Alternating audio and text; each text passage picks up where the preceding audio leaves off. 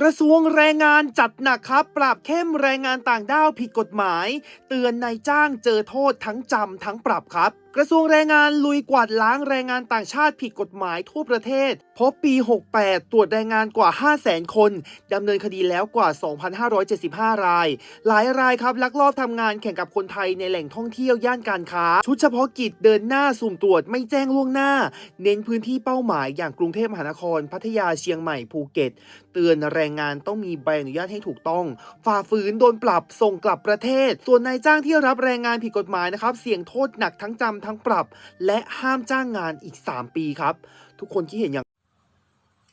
สวัสดีครับท่านผู้ชมสบายดีพ่อแม่พี่น้องชูผู้ชูคนเนาะคลิปนี้ก็มาพอกับบ่าวพันธุ์นี่คือเก่าเนาะพี่น้องก็เป็นจังไดพี่น้องก็เริ่มจะเห็นผลแล้วเนาะที่นี่ต้องว่าแนวใดเนาะพี่น้องเกี่ยวกับมันอาจจะมีส่วนเนาะบ่าวพันธุ์ว่าเกี่ยวกับที่คนลาวเฮาที่มีชาวลาวอยู่ออกมาลาพี่น้องคนไทยว่าขอทานจังซั่นจังซี่ก็อาจจะมีส่วนบัดนี้ก็นมเขมรที่ออกมาอัดคลิปอิหยังต่างๆโพสต์ลงในโซเชียลอิหยังต่างๆมาต่อล้อต่อเถียงกับพี่น้องคนไทยว่าถูกลาว่าเป็นต่างลาวว่ามีปัญหาโน่นนี่นั่นก็ว่าไปเนาะพี่น้องก็อาจจะมีส่วนนะว่าพันว่าที่เฮ็ดให้เจ้าหน้าที่ตม.แล้วก็เจ้าหน้าที่กรมแรงงาน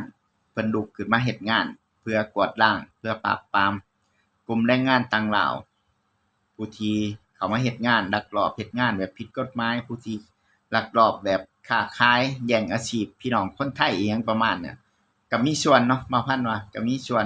ปัญหาเศรษฐกิจทั่วไปก็มีส่วนนะเป็นหยังคือว่าปัญหาเศรษฐกิจก็มีส่วนก็คือณปัจจุบันเนาะพี่น้องก็คือเศรษฐกิจก็มันก็บ่ค่อยจะดีเนาะพี่น้องเศรษฐกิจก็บ่ค่อยจะดีบัดนี้คนก็ตกงานก็หลายอิหยังประมาณนี้บางทีเพิ่นอาจจะเหลียวเห็นว่างานบางการบางงานบางการหรือว่าบางอาชีพอิหยังประมาณนี้เพิ่นก็อาจจะเหลียวเห็นว่ามันถึงเวลาต้องลุกขึ้นมาปกป้อง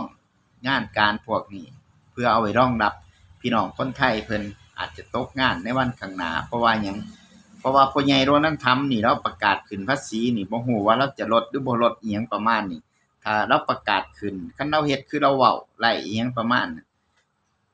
การผลิตส่งออกนู่นนี่นั่นอิหยังประมาณนั้นมันอาจจะลดลงอิหยังประมาณนั้นมันอาจจะเฮ็ดให้พี่น้องคนไทยเพิ่นตกงานแล้วก็เพิ่นก็ได้อาจจะต้องการงานการพวกนี้เอาไว้รองรับพี่น้องคนไทยเพิ่นในอนาคตข้างหน้าอาจจะเป็นได้นี่แหละบัดนี้ว่าพันก็อยากเตือนคนลาวเฮาเนาะผู้ที่คิดว่าเอะก็จะมาเฮ็ดงานอยู่ไทยเอะก็จะมาเฮ็ดงานอยู่ประเทศไทยอิหยังประมาณนี้ก็มันอาจจะบ่ง่ายอย่างที่เฮาคิดอะเนาะคือแต่ก่อนนี่เฮาถือพาสปอร์ตท่องเที่ยว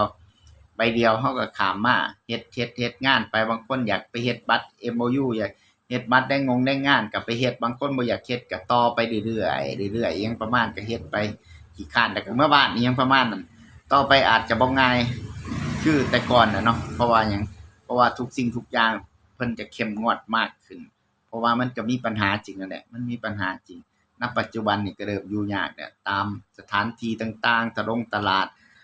อิหยังต่างๆเจ้าหน้าที่ตม.เจ้าหน้าที่กรมแรงงานเพิ่นก็เริ่มลงตรวจกวดขันเข้มงวดขึ้นณปัจจุบันแถววาวพันอยู่นี่ก็เริ่มลงตรวจหลายขึ้นนะพี่น้องก็นั่นแหละสาเหตุมันเกิดจากบางทีมันก็เกิดจากตัวเฮาเองแน่นี่แหละพี่น้องไปต่อรอดต่อเถียงกับเพิ่นคือว่าวพันว่าเนี่ยคันเฮาคิดอยากจะอยู่ทำมาหากินคิดถึงเพื่อนร่วมชาติของเฮาจริงๆอย่าไปเว้าต่อรอดต่อเถียงกับเพิ่นอิหยังประมาณนั้นมีหยังก็เก็บไว้ในใจเนาะพี่น้องพยายามรู้จักเป็นคนเก็บความรู้สึกรู้จักนึกถึง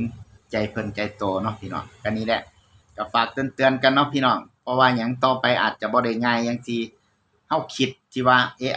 ะจะมาเฮ็ดงานไทยเนาะเพราะว่าเริ่มต้นตั้งแต่1พฤษภาคมนี่ก็มันก็เริ่มยากขึ้นแล้วเด้เกี่ยวกับที่คนลาวเฮาจะเข้ามาในประเทศไทยนี่ก็จะเริ่มยากขึ้นเพราะว่าหยังเพิ่นต้องให้ลงทะเบียนตม.6ก่อนเนาะพี่น้องก่อนล่วงหน้า3มื้อเป็นหยังคือให้ลงเพราะว่าหลายประเทศเขาเริ่มเฮ็ดกันแล้วแต่ว่าประเทศไทยเพิ่นเพิ่งจะเริ่มให้